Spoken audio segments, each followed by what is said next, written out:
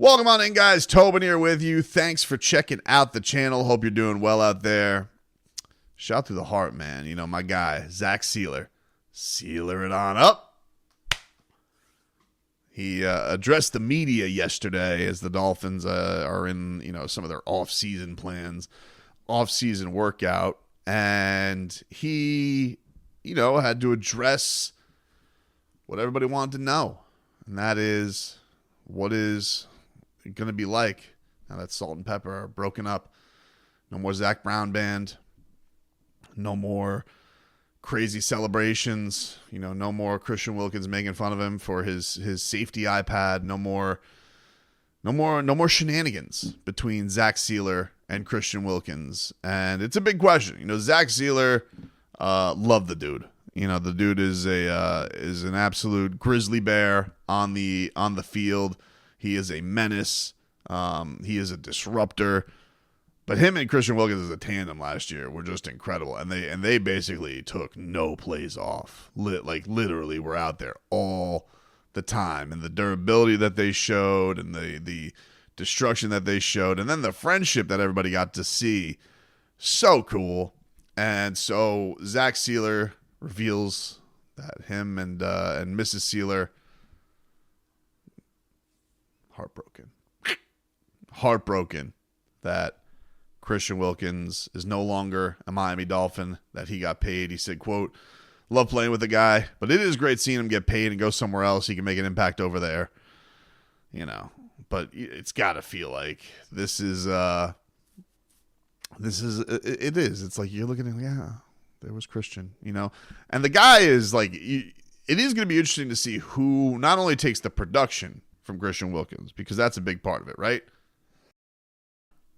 But it's also the idea of who is going to go out there and bring that emotion. Who's going to be the guy that rallies everybody together and is vocal like that and brings that energy every single game. This guy, was an absolute, menace. Not only during games, but even on practices. When there were scuffles started against other teams in joint practices, who started? Probably Christian Wilkins. When there was a guy who was trying to get in the head of Josh Allen, not that it, had a huge effect record-wise, but who was that? Probably Christian Wilkins. So who could take that step up for the Miami Dolphins and figure these things out? They have not really, they didn't go in the direction of drafting anybody. They didn't go and try and get anybody who is, a stud there. They didn't have the dough for that, so they're bringing in a lot of different guys who have been there, done that, to be next to Zack Seeler. And, we'll see what happens. I saw that there's some fodder out there about bringing in Calais Campbell. I know he's old as hell. What is he, 37, 38? I mean, but that dude is a monster. I wouldn't mind having Calais Campbell on the team, because you want to know why? First of all, Calais Campbell, first, really cool story. That would be, former Kane coming down to Miami if he's going to wrap up the career down here. So that'd be really cool. Has almost like a Frank Gore feeling. Always been a disruptor, and all those kind of intangibles, that leadership on the defensive line. I think he had like 6.5 sacks last year, Calais Campbell. Moose, like 6'8", just an absolute wrecking machine. Sounds like a monster and durable. The guy rarely misses action. I mean, who could do anything against him? He's an absolute monster. But every, most years that he's been out there, like, the guy is going to cause disruption. So if that does happen, even with him being, when is his birthday? September. So he'd be 38 before the season. I would, I'd kick the tires on it. Listen, they had Melvin Ingram, they had all these dudes here last year, weren't as productive as this guy. So we'll see if that comes to fruition. Speaking of time, so there was a clip that I saw go viral on Dolphins Twitter from Tyreek Hill. And it was from, I guess Tyreek Hill was answering questions. It looked like on his clothing line page, Soul Runner. And it had gotten some Dolphin fans a little bit upset because he was preaching patience to the Miami Dolphins. Now, it was one of those things where he was reading like mean tweets, right? And it was a mean tweet. It was it said, at this point, trade Tyreek Hill, Jalen Ramsey, and Tua for a lot of picks, then redo the bill with a new GM. Chris Greer has to go. So obviously, if you're Tyreek Hill and you're reading that, you'd be like, what? Blowing this up, all these wins, and you want to, this guy wants to nuke it, right? So Tyreek Hill did not take kindly to this question, but I think a lot of the fans didn't like how he ended it, because I don't have a problem with you being upset if you're a player and you read this. Like, what is he supposed to be? He's supposed to be pleased and even understanding of the question. Because when you get rude stuff on social media, I can't even imagine what somebody like Tyreek Hill or somebody really famous gets. Because for an example, as somebody who's in the media, I'll get, people are gonna hate your take sometimes. They're gonna be mean to you, and I'm somebody who I don't go in on everybody that crazy. But even when I get crazy stuff, like I put up a picture today, and somebody's just like, this fucking idiot. I'm just like, Jesus Christ. All right. Well, hey, man, just having some fun, baby. So I couldn't even imagine just being like, hi. And that's pretty much what Tyreek probably gets on a gazillion fold. On top of that, you're getting on your Instagram and your DMs and your TikToks and all your YouTubes, whatever. But anyway, this was Tyreek Hill and what he said on his YouTube page. Go. See, let me tell y'all something, man. Our GM, Chris Greer, he does a great job. And for somebody to say something like this about 3 of the top players on your team says a lot about the character, bro. Like, just be patient. A lot of us just got here. I've been in Miami 2 years. Ramsey been in Miami 4 years. So just be patient, man. If you don't believe in us, I just got to say it. F*** them, bro. F*** them. All right. He's preaching patience. And then he gives the middle finger to the camera. And you guys heard him there. He says, F them if they don't believe in it. The only problem I would say, and I had this issue the other day with Joel Embiid, right, is telling fans to be patient when you just got here, right? It's like you just got here. And if anybody's going to have the grace to say anything, it's going to be Tyreek Hill. The guy's broken the franchise receiving record. He has changed the entertainment factor.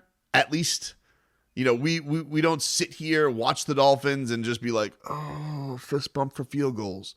You don't sit here and gimmick around trying to do Wildcat, right? Like, legitimately, the Dolphins have the best receiver in the league, game changer every time Tua and him connect for a bomb. I think everybody, like, it does something to you. You're just like, oh, it's amazing.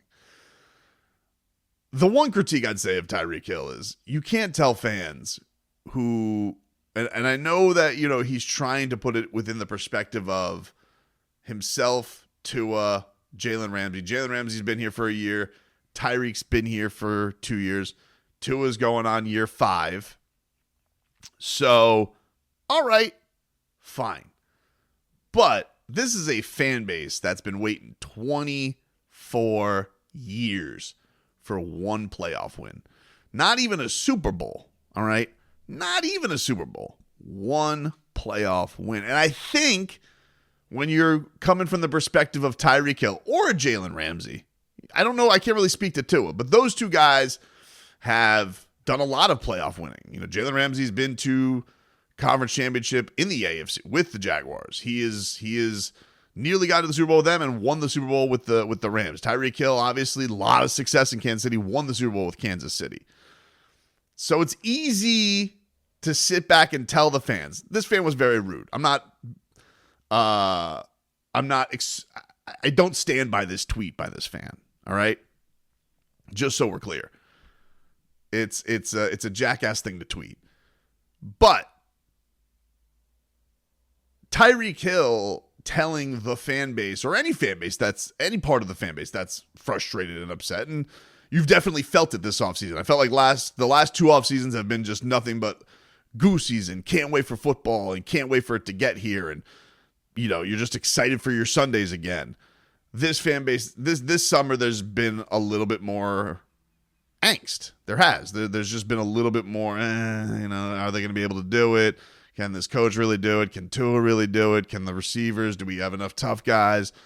That's what everybody's been. That's been the attitude of a lot of fans, because I think a lot of fans thought last year was going to be the year where the Dolphins finally snapped a quarter of a century drought of playoff wins. So to Tyreek Hill, I don't have issue with him sticking up for his guys, and I especially don't have issue with him sticking up for Chris Greer, who, Chris Greer made him the highest paid receiver in the league. Of course he's going to stick up for Chris Greer, right?